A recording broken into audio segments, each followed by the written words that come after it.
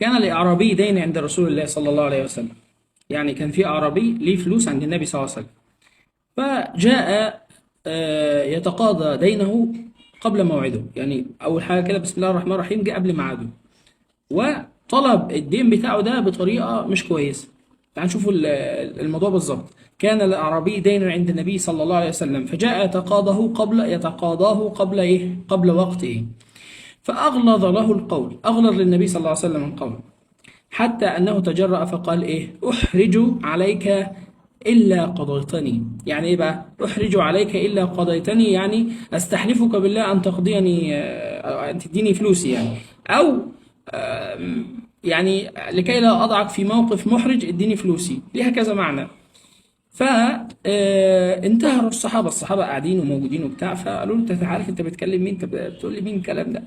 فقال له الصحابة ويحك أتدري من تكلم؟ انت عارف انت بتكلم مين؟ ده النبي صلى الله عليه وسلم.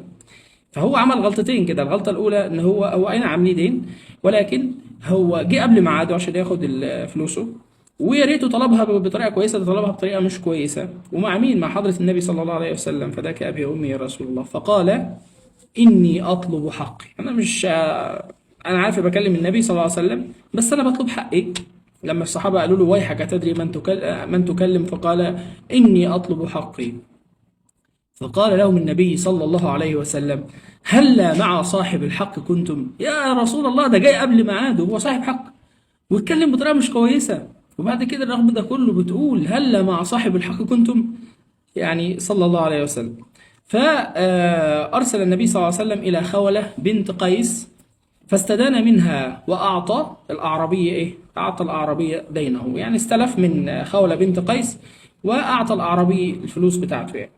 ثم قال صلى الله عليه وسلم لا قدست أمة، يعني لا رفع شأنها ولا عظم قدرها. النبي صلى الله عليه وسلم بيدعي على أي أمة، يعني بيقول لا قدست أمة لا يأخذ الضعيف فيها حقه، تمام، غير متعتع.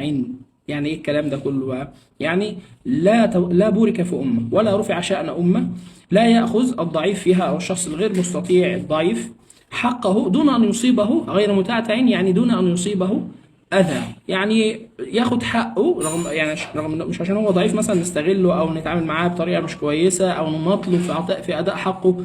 لا، هو ضعيف ورغم كده ياخد حقه كامل مكمل. فالنبي صلى الله عليه وسلم دعا على الأمة اللي ما بياخدش فيها الضعيف حقه غير متعتع، فقال لا قدست أمة لا يأخذ فيها الضعيف أو لا يأخذ الضعيف فيها حقه غير متعتع. طيب الكاتب بقى بيسترسل بيقول ايه؟ تعال شوف فيه كلام تحفة هنا، حاجات جميلة. علينا أن نفهم أن صاحب الحاجة أرعن. يعني إيه أرعن؟ أرعن دي يعني يعني مش في وعيه، أو متسرع، أو أهوج، أو ليها معاني كتير. يعني أرعن ممكن يتصرف بتصرف غير لائق يعني. علينا أن نفهم أن صاحب الحاجة أرعن كما تقول العرب، وصاحب الحق قد يطلبه بأسلوب فظ، بأسلوب ما يعجبكش، بس هو يزال صاحب حق، زي ما أخينا ده عمل.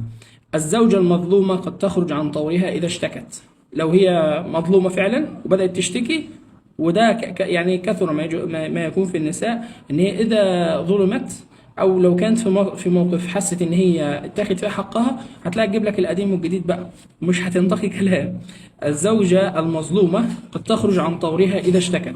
والعامل الذي اكل حقه قد يلجأ الى التشهير، ممكن يصورك، ممكن يعمل، ممكن يذيع صيتك ما بين الناس انت ما تدوش حقه. فالعامل الذي أكل حقه قد يلجأ إلى التشهير. ولكن كل هذه الحدة والفظاظة لا تسقط حقوقهم، لأنهم في الأول وفي الآخر أصحاب حقوق. النبي صلى الله عليه وسلم قال هلا مع صاحب الحق كنتم، رغم اللي هو عمله كله. شوف، جه قبل ميعاده يطلب ان يتقاضى يعني الفلوس اللي عند النبي صلى الله عليه وسلم، ويتحدث باسلوب مش كويس، والصحابه نهروه قال لهم لا ده انا صاحب حق. ورغم ده كله النبي صلى الله عليه وسلم قال يعني هلا مع صاحب الحق كنتم.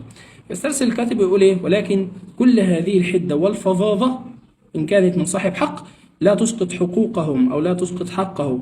اعطاء طالب الحق درسا في التربيه قبل ادائه حقه مثاليه زائده. يعني انت لما تيجي واحد ليه حق عندك، حد اشتغل لك في بيتك مثلا، فرضا عامل، واختلفت انت وهو وما كملش اليوم، اديله ثمن الوقت اللي اشتغله يا سيدي، ما تدوش اليوم كله، ولكن اديله حقه. فاهمني؟ وما تديهوش درس في الاخلاق قبل ما ياخد فلوسه، اديله درس في الاخلاق او الفت نظره، مش بعد ما ياخد فلوسه. هو حر بقى يسمع لك ما يسمعلكش، بس تديله حقه الاول. اعطاء الحق او اعطاء طالب الحق درسا في التربيه قبل اداء حقه مثاليه زائده. ارفعوا الاذى واعيدوا الحقوق اولا، ثم بعدها الموعظه. اديله حقه الاول. اعطي النبي صلى الله عليه وسلم كان في حديث عنه بيقول ايه؟ اعطي اللي هو قبل ان يجف عرقه. يعني لو حد اشتغل عندك اديله حق، اعطي للاجير حقه قبل ان يجف عرقه. ما اعرفش ده حديث صحيح ولا لا، بس ده معناه انت بص قبل، يعني قبل ما يعني قبل عرقه ما يجف كده وهو لسه نازل على جبهته، اديله فلوسه، لان ده عرقه وشقاه وتعبه. بعدين بقى اوعظه بقى على طريقه يتكلم بطريقه كويسه، ما يتكلمش بطريقه كويسه، ساعتها يقبل منك. بس لما ياخد حقه في ايديه، فلوسه في ايديه. لا قدست أمة لا يأخذ الضعيف فيها حقه، صدق رسول الله. فيها حقه غير متعتع، صدق رسول الله صلى الله عليه وسلم.